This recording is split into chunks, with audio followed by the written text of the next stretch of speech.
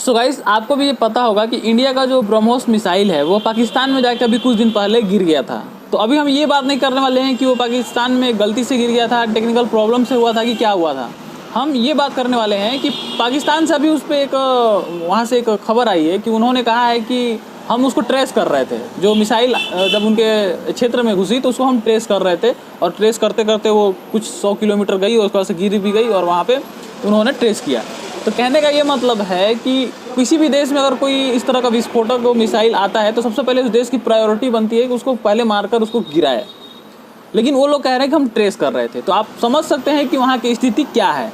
मतलब इंडिया से जो वहाँ की जो मीडिया हाउस है, जो वहाँ की मैडम लोग चिल्लाती रहती हैं इंडिया के हमारे पास ये है वो है, इंडिया के ये है, ऐसा औकात नहीं।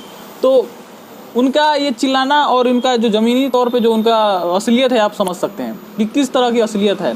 वो लोग एक मिसाइल को भी ट्रेस नहीं कर सकते हैं। हालांकि ट्रेस करना उनके बस की बात थी भी नहीं, इसलिए नहीं थी क्योंकि जो हमारा जो ब्रह्मोस का जो रफ्तार था वो 2 मैक का था, यानी कि जो ध्वनि की चाल है उससे 2 गुना ज़्यादा था।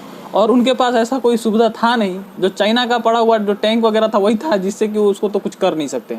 उसके बस का था नहीं कि उसको हम पकड़ के देख भी लें अच्छे से। बस रडार में शायद आया भी होगा कि नहीं आया होगा, इसके बारे में भी कुछ नहीं पता।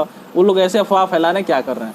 तो अगर इंडिया से पाकिस्तान का युद्ध होता है तो अब आप समझ सकते हैं कि क्या स्थिति है पाकिस्तान की। एक मिसाइल तक को वो लोग नहीं रोक पा रहे हैं।